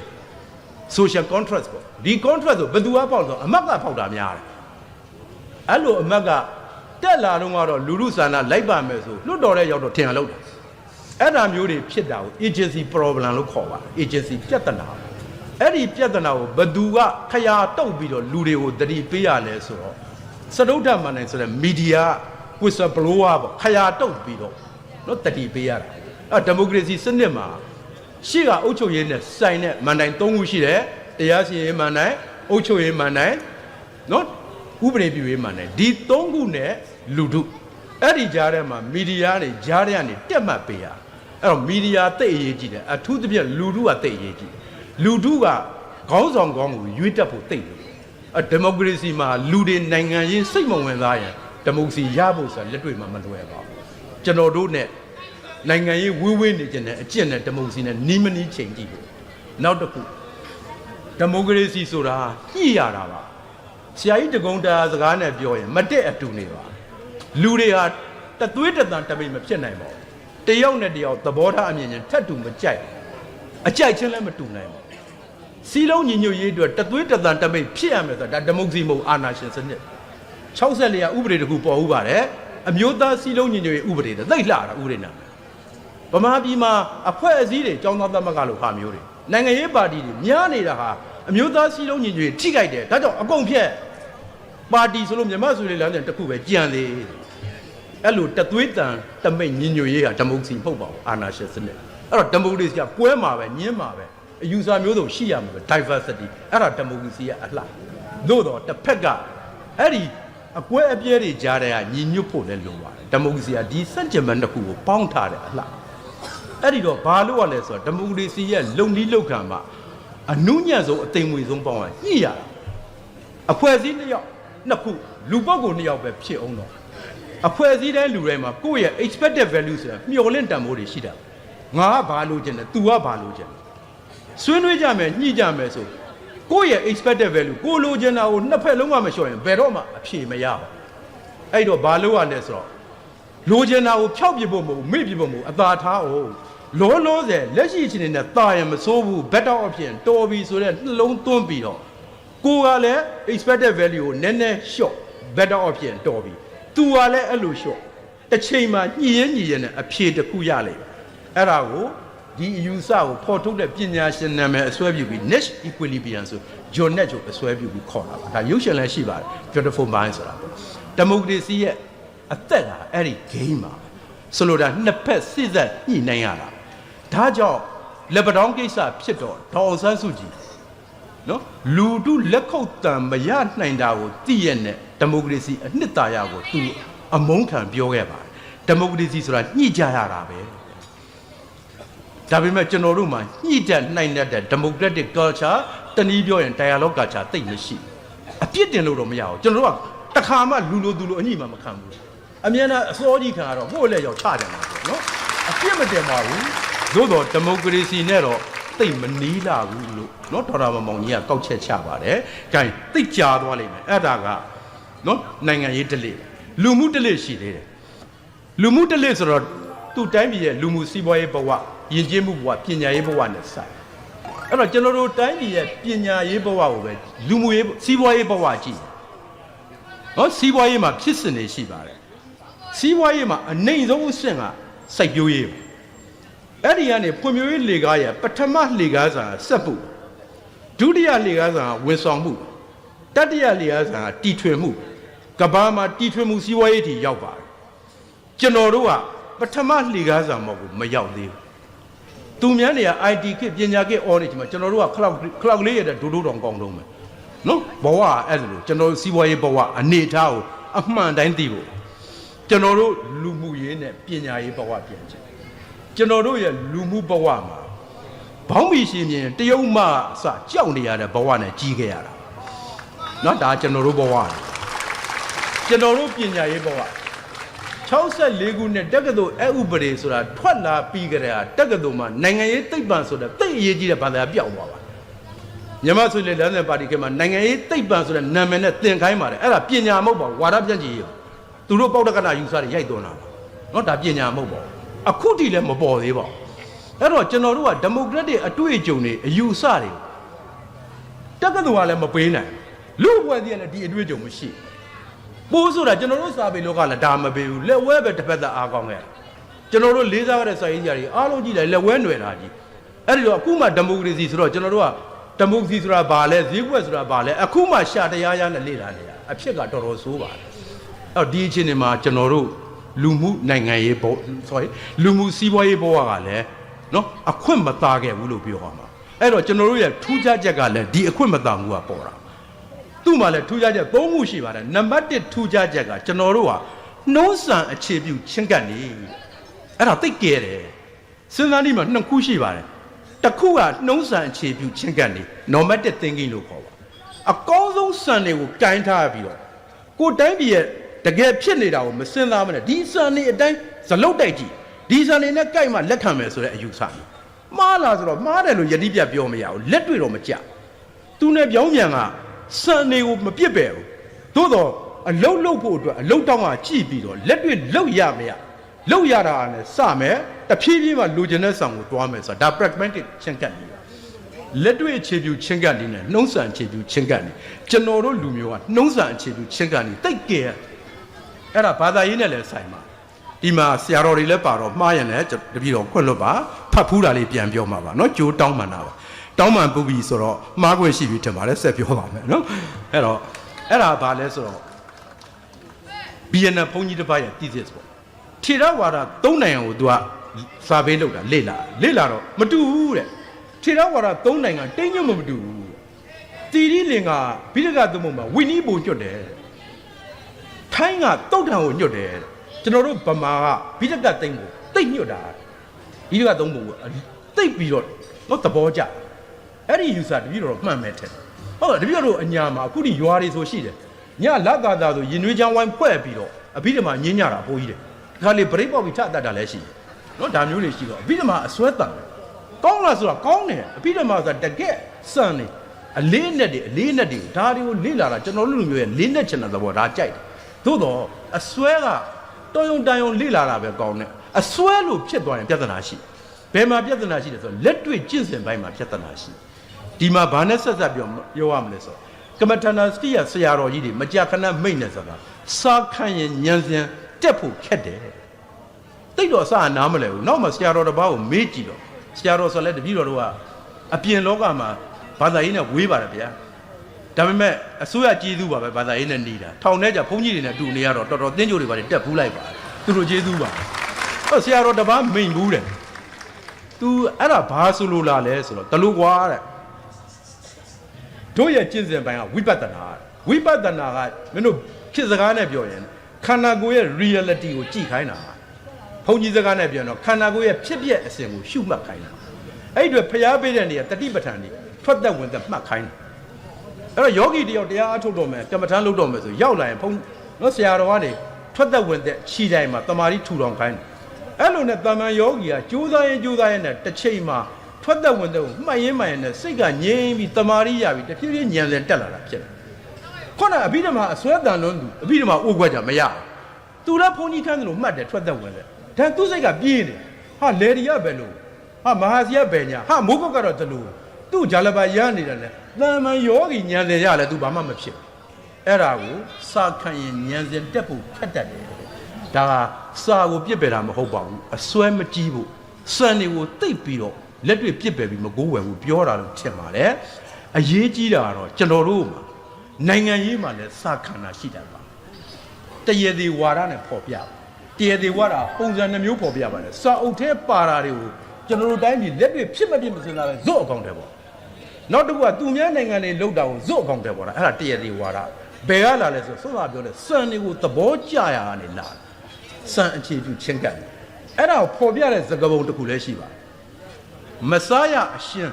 စားရစီတမင်းကျွန်တော်တို့ကမစားရဘူးဆိုအငတ်ခံမယ်စားရရင်လည်းစီတမင်းအကောင်းဆုံးမှစားမယ်ဇပလုံး 25% မစားဘူး 100% မှစားမယ်ဒီလိုလားကောင်းသလားဆိုတော့ကောင်းပါတယ်ဒါပေမဲ့မျက်စိဆက်တယ်လက်တွေ့ရနိုင်တဲ့အခွင့်အလမ်းတွေလွတ်တတ်ပါတယ်နော်ဒါပေမဲ့ကျွန်တော်တို့မှာပါဒီနှုံးဆန်အခြေပြုချင်းကနေရတော်တော်အယိုးဆွဲနေတာတွေရှိလွယ်ပြောရင်ပေါ့နော်ဒါကံအားလျော်တော့ပဲကျွန်တော်2008ခုနှစ်ကတက္ကသိုလ်တစ်ခုကဖေလို့အမေရိကမှာရောက်ပါတယ်တိတ်ထူကြတာအဲ့တော့ဂျော့ဘူရှ်လက်ထက်ပြဂျော့ဘူရှ်ကအီရတ်စစ်ပွဲတိုက်နေတာအမေရိကန်ကျောင်းသားတွေကမကြိုက်ဘူးဘာလို့မကြိုက်လဲဆိုတော့အမေရိကန်တွေအများကြီးသေတာကိုသူတို့ဘယ်ကြိုက်လဲသူတို့တမုံစီကတိတ်ကောင်းတယ်ဘယ်မှမှတ်ပုံတင်ရမလို့ကျောင်းသားတွေသူ့ဘာသူစစ်စက်ကြီးကော်မတီဆိုဖွဲ့တာတရားဝဲလဲလုပ်ရတယ်ကျွန်တော်တို့ရောက်မဆိုင်ရကျွန်တော်ဖိတ်စာပို့တယ်စစ်စက်ကြီးတရားဝဲတက္ကသိုလ်ရှိမှလုပ်တယ်ခင်ဗျားတို့တက်လက်ပါဆိုကျွန်တော်တို့သွားတက်တာပေါ့ဗျာသွားတက်တော့ခြာတိတ်တွေကျောင်းရှိမှာ main building ကြီးရှိမှာတယောက်ပြီးတယောက်ထပြီးတော့ပက်ဆက်ပြောတာသူတို့အစိုးရအသုံးမကြတဲ့အကြောင်းကျွန်တော်တို့တော့ဗမာပြည်ပြည်ကြောက်တာပေါ့ဟာဒီကောင်တွေနာတော့မယ်ပေါ့နော်ကျွန်တော်တို့ဒီဆိုနာကောင်းတာပေါ့ဒါမှဒီကောင်တွေဘာမှမဖြစ်ဘူးကျွန်တော်3လနေပြန်လာအေးအေးပဲအခုလည်းတချို့ email ရှိတယ် PH တောင်ပြတ်သွားတယ်ဟုတ်မောပေါက်လိုက်ဒီမိုကရေစီကစံအားဒါပဲသူတို့သိကြိုက်တာသိညှို့သွားတာပေါ့ကိုတိုင်းပြည်လည်းတို့ဖြစ်စေချင်တာအဲ့ဒီစံကြီးကိုဗမာပြည်အခြေအနေမကြည့်ဘဲနဲ့ဒါဒီမိုကရေစီပဲတို့ဒီတိုင်းလုပ်ရမယ်ဆိုကျွန်တော်ဗမာပြည်ပြန်ရောက်ပြီရန်ကုန်တက္ကသိုလ်ရှိလူစုလုပ်ပါလား automatic insert ရောက်တော့မသေးမဟုတ်ဘူးနော်အဲ့ဒါပြောတာကောင်းတော့ကောင်းတဲ့မျက်စိဆက်တယ်ဆိုတာဒါကိုပြောတာပါကျွန်တော်တို့က reality ကကျွန်တော်တို့တိုင်းပြည်ရဲ့ပဂရိရှိရခွင့်ပြုသလောက်ပဲလုပ်လို့ရပါတယ်ခွင့်ပြုတာနဲ့ကြော်လုံးလို့မရဘူးဒါကရီမန်းချက်တွေကိုဖျောက်ပြဖို့မဟုတ်ပါဘူးတဆင့်ပြီးတဆင့်သွားကြဖို့သို့တော့ကျွန်တော်တို့ဒီဘက်မှာအားနေပါတယ်ကျွန်တော်တို့delay မှာလူမှုdelay မှာအဲ့ဒီစံတွေကိုအသေးကြိုင်တာတော်တော်ရှိတတ်ပါပွင့်ဝင်လင်းလင်းပြောရင်ကျွန်တော်တစ်ချိန်ကယုံကြည်ခဲ့တဲ့ပါတီကြီးတစ်ခုဆိုရင်မတ်ဆွာရာဆိုတဲ့လက်ဝဲယူဆစံတွေကိုအသေးကြကြကြိုင်ရင်းနဲ့တိုင်းပြည်ရဲ့အကောင်းဆုံးအုံနောက်တွေပွန်းပြတ်ဖြတ်ပြီးတော့နော်သူတို့အတွက်လည်းတိတ်နစ်နာပါတယ်တိုင်းပြည်တို့လည်းတိတ်နှမျောစရာကောင်းပါတယ်ဒီလိုခါးသီးတဲ့အတွေ့အကြုံကျွန်တော်တို့မှာအများကြီးရှိပါထားလိုက်ပါတော့ဒီပုံကိုကြီးလည်းမရှိတော့ဘူးဆိုတော့ကျွန်တော်ဒါတွေလည်းတိတ်မပြောချင်ပါဘူးဒုတိယထူးခြားချက်ကတော့ယုံကြည်မှုပြတ်တယ်ယုံကြည်မှုကိုနောက်ပိုင်းပညာရှင်တွေကဘာနဲ့တွဲပြောလဲဆိုတော့ radius ဆိုတဲ့သင်္ချာစကားလုံးနဲ့တွဲသုံးတယ် radius ဆို trust ပေါ့ယုံကြည်မှုအချင်းဝက်လို့တကယ်ပါတာပြန်လို့ရမှာဆိုလိုတာကတော့အချင်းဝက်ကျင့်ရင်စက်ဝိုင်းအကျယ်ကြီးဝိုင်းရအချင်းဝက်ကျင့်ရင်စက်ဝိုင်းကျင်းချင်းပဲဝိုင်းရအချင်းဝက်မရှိရင်စက်ဝိုင်းကိုဝိုင်းမရအောင်အဆက်ပဲရအဲ့လိုပဲယုံကြည်မှုကြည်ကြဲထားနိုင်ရင်ဝင်ကြဲကြဲကစားရယုံကြည်မှုကျင်းချင်းဆိုဝင်ချင်းချင်းပဲဘယ်သူမှမယုံမှုဆိုဘာမှကိုကစားလို့မရအဲ့လိုနဲ့သူတို့ကဘာစဉ်းစားလဲဆိုတော့အနောက်တိုင်းပညာရှင်တွေကကဘာပေါ်မှာယုံကြည်မှုအချင်းဝက်အတူဆုံးလောကဟာမာဖီးယားကဘာဒုစရိုက်လောကဒုစရိုက်လောက Godfather တွေအုပ်ချုပ် Godfather တွေရဲ့ထူးခြားချက်ကမြောက်ကိုရီးယားလိုပဲဖအေးသိရင်သားအရိုက်ရာဆက်ခံတယ်အဲ့တော့ Godfather ကြီးကသူ့သားလေးကိုသူ့ရိုက်ရာဆက်ခံမှာမဟုတ်ကလေးတွေကလေ့ကျင့်တယ်10နှစ်သားလေးတော်တဲ့ခေါ်သွားတယ်အမြင့်ဆုံးတစ်ပင်တော့သားတက်သွားဆိုဖေခန်းတော့ကလေးကတက်တာပေါ့အပေါ်ရောက်ဟဲ့ကောင်ခုံးချဆိုဟာအဖေခုံသေးမှာပေါ့မြင့်ကြီးပဲခုံရဲမယ်ဟဲ့ကောင်မင်းအဖေငါတယောက်လုံးရှိတယ်ရဲခုံငါဖမ်းထားမှာပေါ့အဟောက်မှလို့ခုံတာမြေကြီးနဲ့ရောင်မှလက်နောက်ပြစ်လိုက်တယ်အဲ့ကလေးနှစ်ကူဝဲတူပြဖြစ်အဲ့တော့မှ Godfather ကနော်မိန်ဝင်းချွေတယ်ဩဝါဒချွေမှတ်ထားငါသားမင်းအဖေအရင်တောင်မယုံနဲ့အဲ့ဒါမာဖီးယားကဒါကြောင့်မာဖီးယားကဘာခွေးယူကောင်းစားတမွန်းနဲ့ဖြစ်တာအဲ့ဒီယုံကြည်မှုအချင်းဝဲကြောင့်ပဲတိတ်တော့လက်ခုပ်မတီးနဲ့အောင်မြအနောက်ကကောင်တွေမသိလို့သူတို့ကအတူဆုံးကိုမာဖီးယားတင်တာသူ့နဲ့တူတာရှိသေးတယ်သူများမို့ကျွန်တော်တို့စကပုံတစ်ခုရှိတယ်ကိုဝါကျူးကိုဒူးတောင်မယုံနဲ့မာဖီးယားတွေကအဖေရင်တောင်မယုံနဲ့ပြောတာကျွန်တော်တို့ကအပေါ်ပိုင်းယုံအောက်ပိုင်းမယုံနဲ့ဒီလိုလာတာနော်တော်တော်ကိုအချင်းဝက်ကတူတယ်ဒါရဲ့အကျိုးဆက်ထင်ပါတယ်ဗမာပြည်မှာမကွဲဘူးတဲ့နိုင်ငံရေးပါတီတစ်ခုမှမရှိပါဘူးနိုင်ငံရေးလို့အကဲဆက်တာမျိုးမပြောနဲ့မကွဲဘူးတဲ့စွန်းကြီးကံအသင်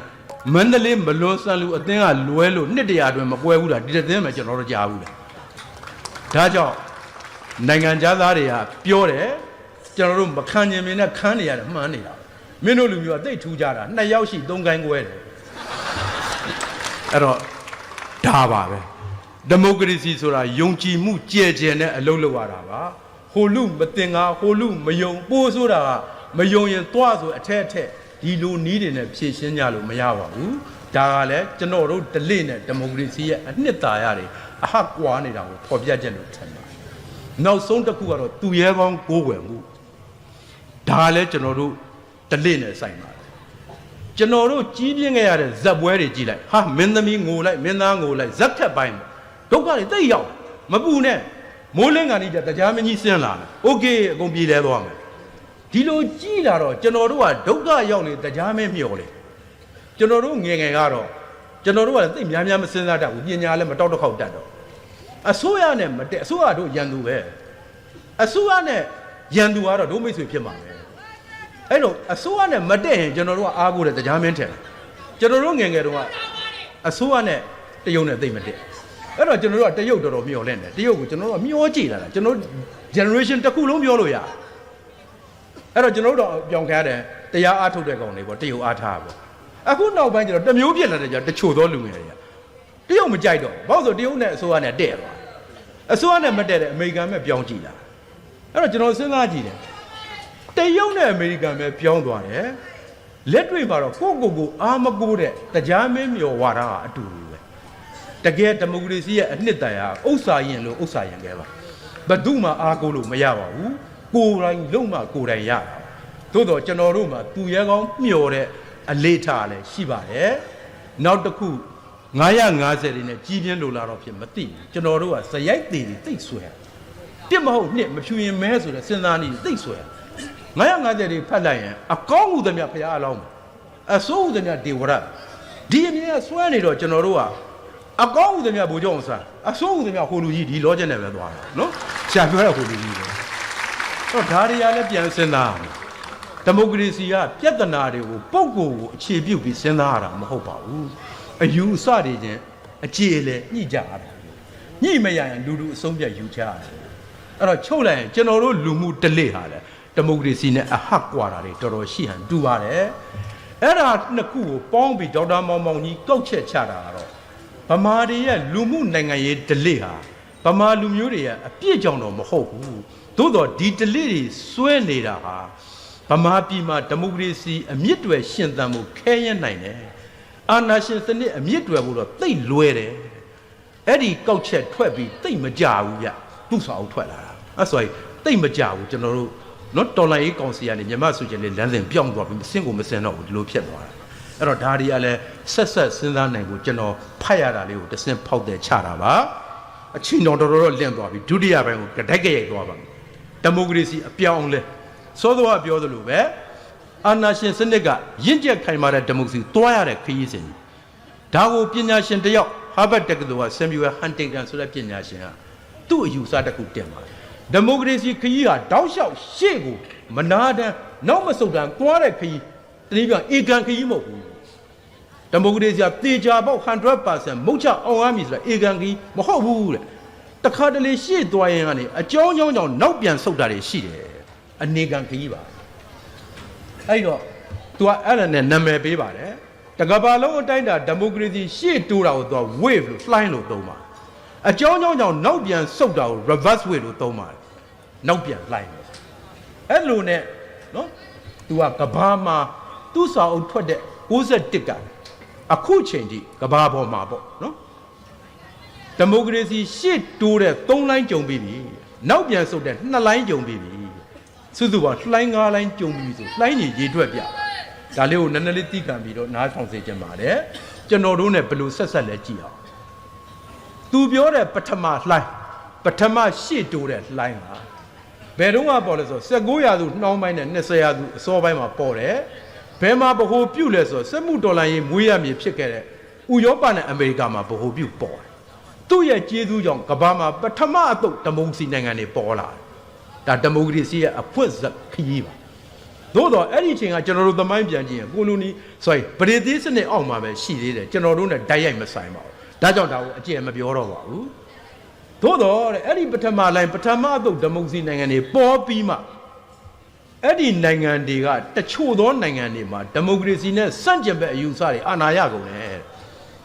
ဘယ်သူတွေလဲဆိုဂျာမနီနဲ့ နော်အီတလီမှာဖက်စစ်တွေအာဏာရရုရှားမှာကြတော့ကွန်မြူနစ်တွေအာဏာရဒါကိုအကြောင်းခံပြီးရှေ့တိုးတဲ့ဒီမိုကရေစီလိုင်းကြီးကနောက်ပြန်ဆုတ်သွားတယ်ဒါကိုပထမပြောင်းပြန်လိုင်းလို့ခေါ်ပါတယ်အဲ့ဒီအချိန်ဟာဘယ်တော့မှလဲဆိုတော့နော်ပထမကမ္ဘာစစ်နဲ့ဒုတိယကမ္ဘာစစ်ကြားမှာဖြစ်ခဲ့တာအဲ့ဒီအချိန်မှာကျွန်တော်တို့ကကိုလိုနီဘဝပဲရှိတယ်ကျွန်တော်တို့နဲ့တိုက်ရိုက်မဲ့ဆိုင်တော့မပြောတော့ပါသို့တော့ဒုတိယလိုင်းဒုတိယကမ္ဘာစစ်ကြီးပြီးမှနောက်ထပ်ရှေ့တိုးလိုင်းပေါ်လာဘာလို့အကြောင်းခံပေါ်လဲဆိုတော့စစ်ကြီးမှာဖက်စစ်တွေရှုံးပြီးဒီမိုကရေစီအင်အားစုတွေအနိုင်ရသွားတာကိုအကြောင်းခံပြီးတော့လွတ်လပ်ခါစားနိုင်ငံတော်တော်များများဒီမိုကရေစီဘက်ဥတည်သွားတယ်အဲ့ဒါကိုဒီမိုကရေစီဒုတိယလှိုင်းလို့ခေါ်တာအဲ့ဒီတည်းကျွန်တော်တို့ပါဖတ်စာပလရဲ့ဥဆောင်မှုနဲ့ကျွန်တော်တို့ဒီမိုကရေစီနိုင်ငံတည်ဆောက်ဖို့ကြိုးစားခဲ့ကျွန်တော်တို့နဲ့ဆိုင်သွားပါပြီသို့တော့ဒီကာလသိမ့်မကြဘူး60ဝန်းကျင်မှာ1960ဝန်းကျင်တိကျပြော58လောက်ကစကျွန်တော်တို့လိုဖွံ့ဖြိုးဆဲနိုင်ငံတွေမှာစစ်ဖက်အာဏာသိမ်းမှုတွေအနှံ့ပြားပေါ်တယ်ဆိုလိုတာနိုင်ငံရေးတွေကိုစစ်ဖက်ပါလာ militarization တော့ပေါ်လိုက်တယ်ဆိုပညာရှင်တွေကသုံးတယ်အမှန်တော့စစ်တပ်ရဲ့အလုပ်ကတိုင်းပြည်ကာကွယ်ရေးသူ့နေရာဘားတိုင်းနိုင်ငံရေးနဲ့သူနဲ့မဟာမဆိုင်သို့တော့ဝင်လာတယ်အကြောင်းကြောင့်ဝင်လာတာအာဏာသိမ်းမှုတွေပေါ်လာတယ်ကြိုက်တာမကြိုက်တာပါဒါတကယ်ဖြစ်သွားတဲ့ဟာအဲ့ဒါကိုအကြောင်းကံပြီးရှေ့တိုးတဲ့ဒီမိုကရေစီလိုင်းကြီးနောက်ပြန်ဆုတ်တယ်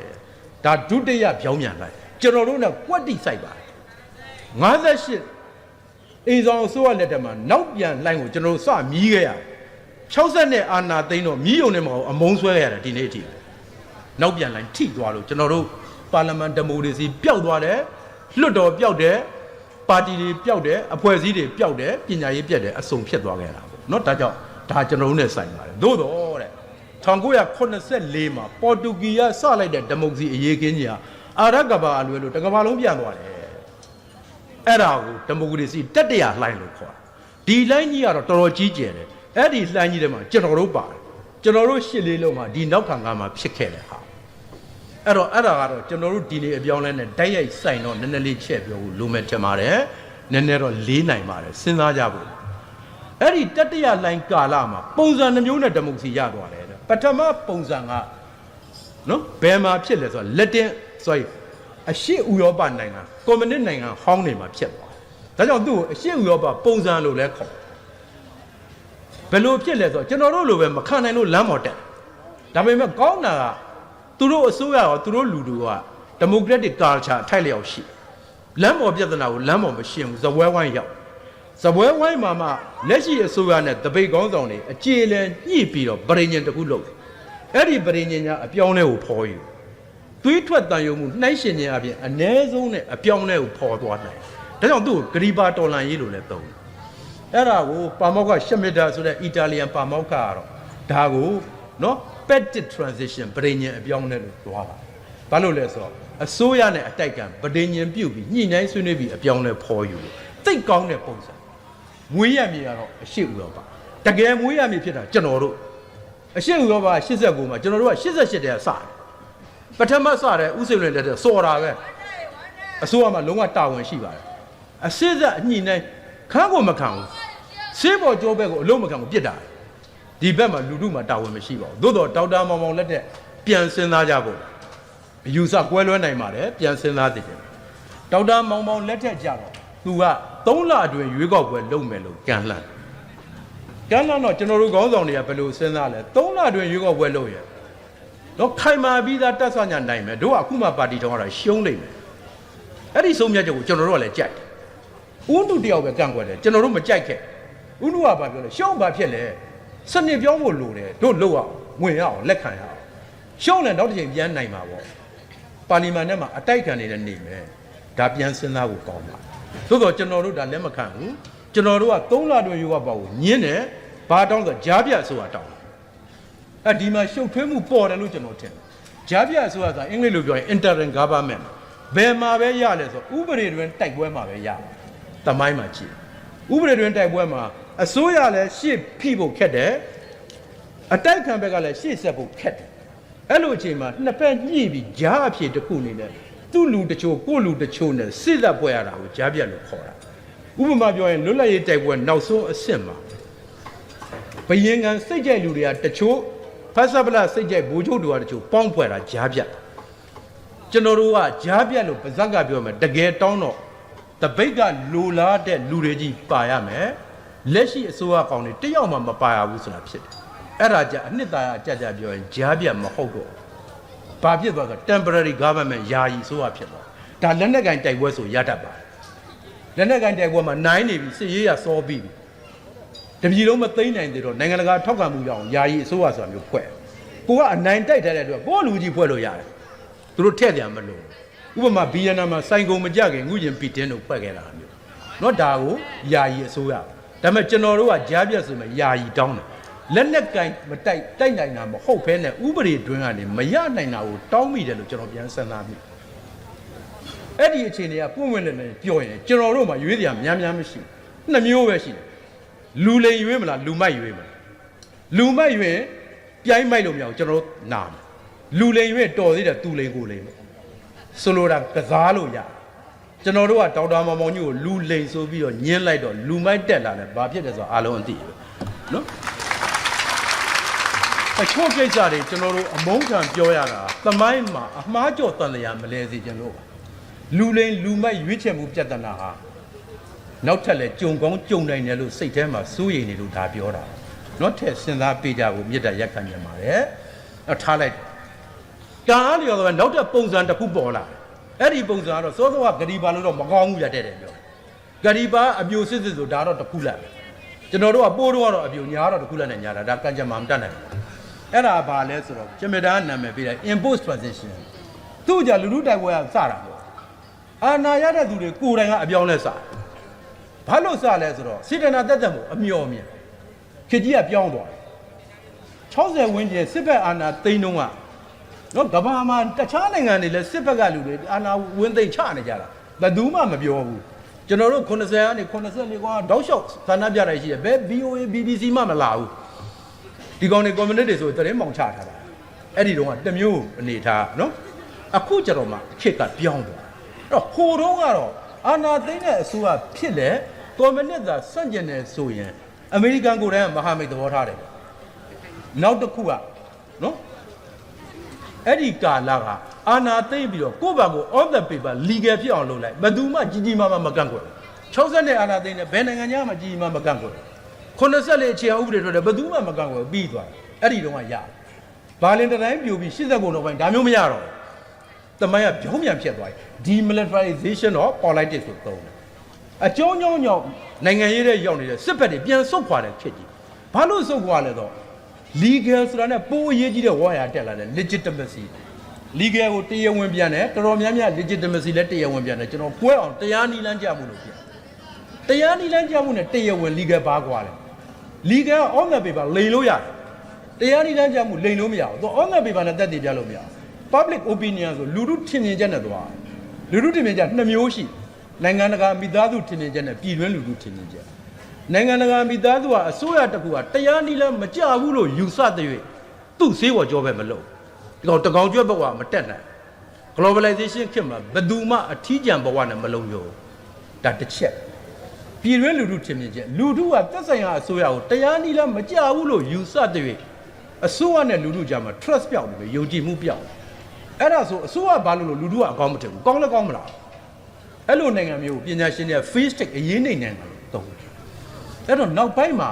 အမျော်မြင်တစုံတရာရှိတဲ့အာဏာရှင်တွေကတို့ဒီတိုင်းကခက်ကြမ်းကြမ်းကြီးသွားနေရင်ခေရည်စီကလက်မခံတော့ဘူးငါတို့တကောင်ကျွတ်ဘဝနဲ့မလုံခြုံတော့ဘူးတို့တက်တန်းတွေလုံခြုံတော့တို့သားသမီးမြင့်မြင့်တွေဒုက္ခရောက်ပါကြီးရ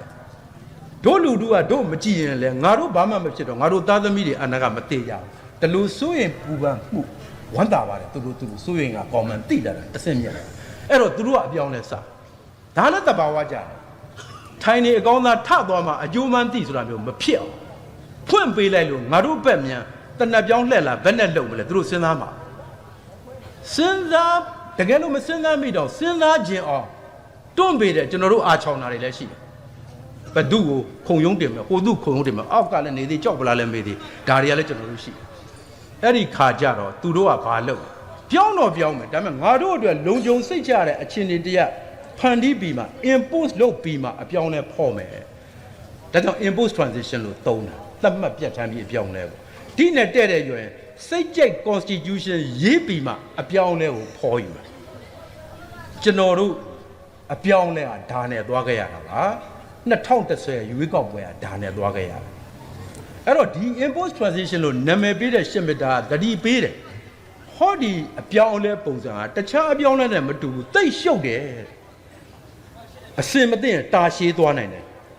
နော် protracted ဖြစ်ဖို့များတယ်ရင်းရှည်ဖို့များတယ်မြန်ဆန်မပြီးနိုင်တတိထားစရာတွေရှိတယ်သူကသွေးတူမွေးတူတွေကြီးလောက်ရတာမဟုတ်ဘူးအာဏာရှင်ဟောင်းနေလည်းပါတယ်ဒီမိုကရက်တစ်အင်အားစုဆိုတဲ့ခေါင်းစဉ်အောက်မှာလည်းအင်အားစုတွေအများကြီးကွဲနေမတူတဲ့လူတွေစုသွားမတူတဲ့ရန်ဖြစ်နေရင်ဘယ်တော့မှရှေ့မရောက်ဘူးအဲ့တော့တူတာလေးကိုကွန်ပေါင်းကောင်ကိုရှားပြီးတဖြည်းဖြည်းရှေ့တိုးမှရမယ်ဒါနံပါတ်1သတိပေးပါနံပါတ်2ဘာသတိပေးလဲဆိုတော့ရှော့ရိုက်ကုထုံးသဘောဆောင်တာတွေကိုစင်ချင်းလုပ်ပါရှော့ရိုက်တယ်ဆိုတော့ယောဂပျောက်စေခြင်းနဲ့စိတ်နဲ့စေတနာနဲ့လုပ်တာသို့တော့ဆရာဝန်ကချိန်ရတယ်လူနာဟာရှော့တန်ခံနိုင်မခံနိုင်ရှော့တန်မခံနိုင်ယောဂမပျောက်ပဲအသက်ပျောက်သွားတယ်ဗမာပြည်မှာခက်ကြမ်းမြန်ပျောက်ဖို့ရှော့ရိုက်လို့ရမရဗမာပြည်ဆိုတဲ့လူမမာကြီးဟာပြည်တွင်းစစ်ဆိုတဲ့အမျိုးသားသေးစည်းညီညွတ်ရေးပြိုကွဲတဲ့ယောဂဆိုကြီးရောက်တာနှစ်ပေါင်း60ကျော်ကဘာမှာအရှိဆုံးပြည်တွင်းစစ်ဗမာမညံ့ဘူးနော်တခါဒီမိုကရေစီပျောက်နေတဲ့ယောဂဆိုကြီးဖြစ်တာနှစ်ပေါင်း90ကျော်ဒါတော့ chronic လူမမာကြီးရှော့ရိုက်လို့မခံနိုင်ဒါတတိထားပါတတရ radical trend ပေါ့ danger of radical trend အပြောင်းနဲ့နှီးသက်ကွာဆိုစိတ်မရှိဘဲနဲ့မြန်လှုပ်လိုက်ရင်နောက်ကျောင်းပြန်တဲ့အန်တရယ်ကိုဖိတ်ခေါ်သလိုဖြစ်ပါလိမ့်မယ်အရင်လိုရင်အနှေးတွေ့တတ်ပါကြက်တတိထားပါအဲ့လိုတတိပေးခဲ့တာတွေလည်းရှိပါတယ်နိုင်ငံတကာအတွေ့အကြုံကလည်းပြောရင်1955နောက်ပိုင်း86နိုင်ငံရဲ့ဒီမိုကရေစီအပြောင်းအလဲတွေကိုသုံးသပ်တော့18နိုင်ငံမှာရင့်ကျက်တဲ့ liberal democracy ဖြစ်တယ် percentage ပြောရင်နော်18% ရာခိုင်နှုန်းပဲရှိတယ်18နိုင်ငံမဟုတ်73နိုင်ငံလားမသိဘူး17%ပဲရှိနိုင်ငံတော်တော်များများကအာဏာရှင်စနစ်ပြန်ရောက်သွားတယ်တချို့ကအာဏာရှင်စနစ်တော့မရောက်ဘူးသို့တော့တဲမရအောင်ရှုပ်ရှက်ခတ်တယ်နော်ပြည်တွင်းစစ်တွေဖြစ်နေတယ်ဒါလည်းနောက်ဆုံးတော့အာဏာရှင်ပြန်ရောက်တာနောက်ကျောင်းပြန်သွားတာ over 50ရှိ50%ရာခိုင်နှုန်းအထက်ကအာဏာရှင်စနစ်ပြန်ရောက်သွားတယ်ရှေ့လည်းမရောက်ဘူးနောက်လည်းမဆုပ်ဘူးဤလေလိုက်ပြီးဤခံနေတာက20%ရာခိုင်နှုန်းဝန်းကျင်ရှိအဆိုးဆုံးကယာနှုန်းအများဆုံးပါဒုတိယအဆိုးဆုံးကဒုတိယအများဆုံးပါအကောင်းဆုံးကတော်တော်နည်းပါတတိထားဖို့နော်ကျွန်တော်တို့ဘယ်လိုဖြစ်မလဲလောလောဆယ်တော့ကျွန်တော်နောက်ပြန်မဆုပ်သေးဘူးရှေ့လည်းမတိုးသေးဘူးဤခံလေနော်ဒီအနေထားအချိန်မျိုးအမျိုးမျိုးဖြစ်သွားနိုင်ပါအထူးသဖြင့် Thomas Crowther ဆိုတဲ့ပညာရှင်ကျွန်တော်ပြီးကန်နေပါမြန်ဖြတ်ပါသူကတတိပေးတယ်ဟောဒီအချက်5ချက်ရှိရင်တစ်ချက်လောက်ရှိရင်ကိုနောက်ကျောင်းပြန်နိုင်တဲ့အန္တရာယ်တော်များတယ်5ချက်လုံးရှိရင်ခင်ဗျားတို့ကြက်တတိထားဆိုတတိပေးသွားတယ်ဒီလူ by election မတိုင်ခင်ရောက်တယ်ကျွန်တော်တို့နဲ့တွေ့ရတယ်သူကျွန်တော်တို့ပြောခဲ့တာကိုသူစောင်းမလဲပြန်ရည်တယ်ကျွန်တော်လည်းဘာသာပြန်ပြီးအဲ့ဒီ5ချက်ကအတော်စိတ်ဝင်စားဖို့ကောင်းတယ်သူကတော့ theory သဘောရေးတာဒါပေမဲ့ကိုယ်ဆောင်ပြောသလိုကျွန်တော်အဲ့ဒါရွတ်ပြနံပါတ်1စီးပွားရေးဖွံ့ဖြိုးမှုအဆင့်သိမ့်နိုင်တဲ့နိုင်ငံကျွန်တော်တို့တိုင်းပြည်နဲ့ကွက်တီတယ်မြေယာစီးပွားရေးကအခုထိမတက်နိုင်သေးတဲ့နံပါတ်2တိုင်းပြည်ရဲ့ဒဏဟာ variety မဖြတ်နိုင်ဘူးပရိသာတော့မဟုတ်ဘူးတခုကောင်းအားကိုးနေရစံဆိုစံတစ်ဆိုတစ်ဓာတ်ငွေဆိုဓာတ်ငွေတခြားဘာမှမဖြတ်နိုင်အဲ့လိုနိုင်ငံမျိုးဒါလည်းကွက်တီနံပါတ်3အကွဲအပြဲတွေဒင်းညမ်းပြည့်နေတဲ့နိုင်ငံကျွန်တော်တို့ ਨੇ တကယ်ကွက်တီပါနော်လွတ်လပ်ရေးတက်တန်းတဲ့အမြကျွန်တော်တို့ကအကွဲသမိုင်းချသမိုင်းမယ်ဒါနဲ့ပဲသွားခဲ့ရနောက်တစ်ခုဘဟုနိုင်ငံရေးအတွေ့အကြုံသိပ်နည်းတဲ့နိုင်ငံဘဟုနိုင်ငံရေးဆိုတာကတော့မတူတဲ့အယူဆတွေကိုသဘောထားကြီးနဲ့ဖွင့်ပြတဲ့စနစ်မျိုးကိုပြောကျွန်တော်တို့ဖြတ်တန်းခဲ့တဲ့ခေတ်တွေမှာအစိုးရမကြိုက်တဲ့အယူဆရေးလို့မရဘူးပြောလို့မရအန်တရယ်ကြီးအဲ့တော့ဘဟုနိုင်ငံရေးအတွေ့အကြုံနည်းလာများလားကျွန်တော်တို့အတိဆုံးနောက်ဆုံးတစ်ချက်ကတော်တော်အရေးကြီးပါတယ်သူစကားနဲ့ပဲကျွန်တော်ပြောပါကိုယ့်အိမ်တကားပေါက်မှာဒီမိုကရေစီမဟုတ်တဲ့အင်အားကြီးနိုင်ငံကြီးတစ်ခုရှိနေတယ်ကျွန်တော်တို့ရွှေသွားတွေဖွေးကနေမြင်လိုက်သလိုပါပဲသူပြောတာနော်ပြောလို့လည်းစဉ်းစားကြည့်တွေ့ပါအဲ့ဒီ5ချက်တည်းကတစ်ချက်ရှိရင်နောက်ကျောင်းပြန်နိုင်တဲ့အန္တရာယ်တော်တော်ကြီးပါတယ်5ချက်လုံးရှိရင်တော့ကြက်တတိထားပါဒါလည်းကျွန်တော်တို့ထည့်စဉ်းစားရမှာပါနောက်ဆုံး conclusion တွေနဲ့ပြောရင်တော့အပြောင်းအလဲတွေကိုပြန်ကြည့်ရင်အစိုးရဘက်မှာလည်းနှစ်ဂိုင်းကွဲတာပါပါနဲ့ပြောင်းညင်တဲ့ soft liner ရှိတယ်ပြောင်းကိုမပြောင်းညင်တဲ့ hard liner ရှိတယ်သမရာကြီးကတော့မရှိဘူးပြောတာဘယ်မှာပြောင်းလဲပြရှိသလောက်ရှိတာပါဟာတခုအတိုက်ခံမှာလည်းအလားတူပါပဲ moderate ဒီမိုကရေစီနီးကျနဲ့တင်မှုပြောင်းညင်တာရှိ အကျမ်းပရန်နဲ့ radical ကြကြပြောင်းနေတာလည်းရှိတယ် militant ကိုင်းနဲ့ moderate ကိုင်းနှစ်ဖက်လုံးမှာသဘောထားပျော့ပြောင်းတဲ့လူတွေအပေါ်စီးရနေရင်အပြောင်းလဲကချောချောမောမောဖြစ်နိုင်တဲ့အနာဂတ်ကောင်းတယ်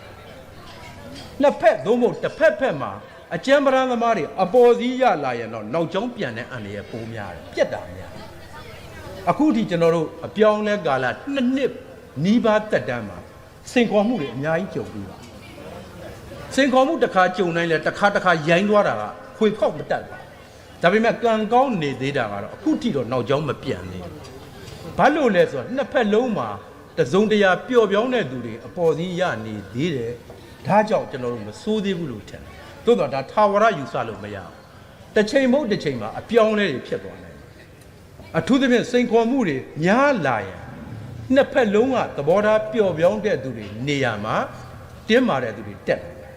ရှင်းပြောရင်ကျွန်တော်တို့အခုဟာလူလိမ်မဲ့ကျွန်တော်တို့မယုံထားအောင်လူလိမ်ထားအောင်လူလိမ်နေညင်းလိုက်ရင်လူမိုက်တွေနဲ့ရင်ဆိုင်ရဖို့ရှိလာနိုင်ပါတယ်ဒါလေးကတော်တော်အရေးကြီးမှထင်ပါတယ်အထူးသဖြင့်ကျွန်တော်တို့အခုထိနောက်ကျောင်းမပြန်ဘူးဆိုပေမဲ့2015ဘာဖြစ်မလဲဘယ်သူမှကန်သေးကမှမပြောနိုင်ဘူး2015ရွေးကောက်ပွဲ free and fair ဖြစ်မဖြစ်မသေးကြဖြစ်ခဲ့ရင် NLD landslide နိုင်မှုများတယ်အပြတ်တက်နိုင်မှုများတယ် by election ကြားပြတ်ရွေးကောက်ပွဲအတွေ့အကြုံအဲ့လိုဆိုရင်အာဏာလွှဲပါမလားမသေးကြကျွန်တော်တို့ကမသေးကြမှုတွေကိုမျက်မှောက်ပြုနေရတာပါအဲ့ဒီတော့ကျွန်တော်အသက်61ရှိပါပြီကျွန်တော်တစ်သက်ပထမဦးဆုံးနဲ့နောက်ဆုံးဖြစ်နိုင်တဲ့အိမ်မက်ပါတခါမှဗမာပြည်ကောင်းမယ်လို့ငွေကြတဲ့အခါအစိတ်မကူဘူးဒီတခါနည်းနည်းမျှော်လင့်ကြပါတိတ်မမျှော်လင့်ရဲပါဘူးဒါကြောင့်အားလုံးဝိုင်းဝန်းထိမ့်သိမ့်ပြီးတော့နော်ကျွန်တော်တို့နောက်ကျောင်းမပြန်မနဲ့ရှေ့ဆက်နိုင်အောင်အားလုံးစဉ်းစားကြိုးစားကြရင်အားလုံးတွေအကျိုးများမယ်ထင်ပါတယ်ကျေးဇူးတင်